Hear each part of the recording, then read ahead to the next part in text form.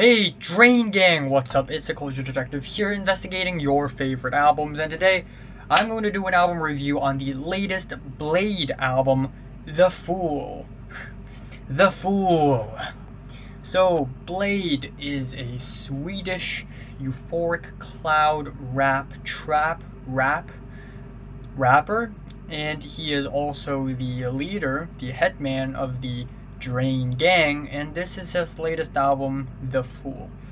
And for a long time, I have not been a fan of Blade's work, especially his previous album, Red Light, which came out in 2018. The mixing was really sloppy. There is a lot of auto-tune, which is very unnecessary, and while the instrumental aesthetics are very futuristic and even euphoric at times, I just couldn't really get ahead of how plain some of the instrumental sounds.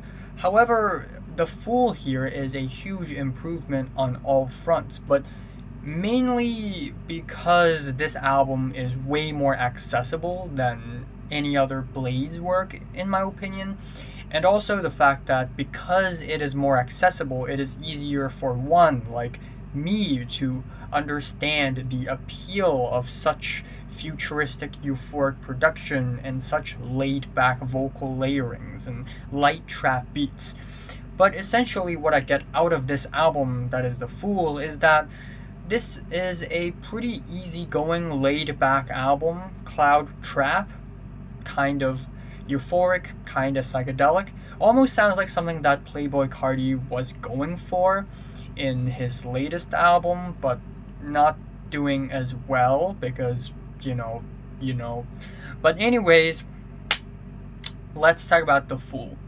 So we have the intro track with its laid-back, easygoing vocals, and right off the bat, I'm liking the very bright, sharp, clean-cut synths on this track. However, instrumentally and progression-wise, it doesn't really wow me or anything. The next two tracks are not that bad, however.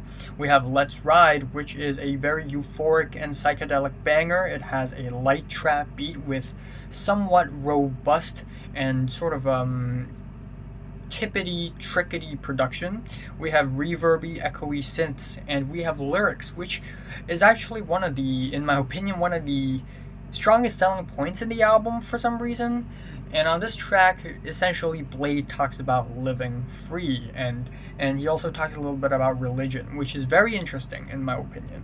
Then we have the track Hotel Breakfast with its bouncy synths, and there's also more of a focus on the vocals rather than the beats or the instrumentals. But essentially we have very humorous and almost kind of self-aware lyrics, which is really funny and very charismatic lyrically of Bladee. Then we have the track I Think, Ellipsis, which is where the album starts to get a little bit sloppy. Even though the mixing is sloppy, I still really like the lyrics where essentially it dives into topics like love and existentialism. Again, Bladee with his lyrics, very quirky. And then we also have the track The Nine Is Up, which kind of sounds like the previous track, except the vocals kind of drag around, and this is definitely one of the low points in the album in my opinion, where the vocals really dumb down the track a lot.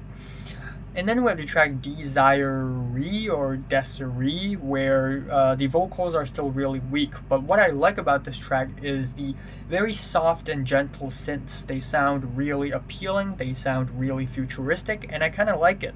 And we also have the track I Want It That Way. And what I like about this track is the chorus or the pre-chorus, or at least a hook, where Bladee sort of goes, and it sounds so lively and so quirky, and I actually really like that, even though instrumentally this track is still pretty mild. We have the track BBY or Baby, and it is one of the highlights on the album in my opinion. We have a thumping bass, we have bright synth leads that are very tasteful, and very blissful falsettos. It is easily one of the strongest tracks on the entire album. We also have the track Trendy a little bit later in the album, and this track sounds, again, I know this was a really weird comparison, but this track reminds me of Playboi Carti. And it sounds like something that Playboi Carti would have gone for if it weren't for the really weird, shoddy vampire aesthetics in his latest album. But the vocals are very passionate. I also really love the blaring, freaky synths on this track. But anyways, back to the track Inspiration Comes, where the vocal layering gets kinda messy, unfortunately, and we have the track Ego Baby, which is very brief and structurally jumbled, even though I like the tighter instrumentals on this track. We have the track Search True, where the vocal layerings is also somewhat lackluster, even though I like the really poppy hook. And the album ends off with Wet Water 2, and it is a pretty safe ending. It's not anticlimactic or anything, but this kind of album ending sounds like Bladee is playing safe, not really going all that far or anything, and it doesn't really wow me or stand out or anything, so I'm just gonna leave it at that. Blade's latest album, The Fool, is definitely more enjoyable and more accessible than all of his latest works, all of his previous works, in my opinion. Sure.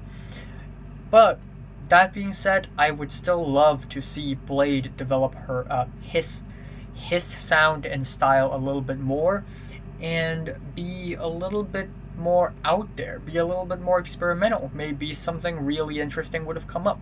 But still, that being said, I'm enjoying the lyrics, I like the futuristic euphoric production, and overall it's not a bad album, not at all. Favorite track here is Baby, least favorite is D9 Is Up. I'm giving Blade's The Fool a strong 6 out of 10. So, have you listened to the latest Bladee album from 1 to 10? How much you rate it? Like, and subscribe if you want more, and thanks for watching. Originally, I planned to also review the latest Sweet Trip album today, but unfortunately, it's already nearly 6 p.m. I don't have a lot of time. I also have college homework to do. So, yeah, just the one review today. Just the one.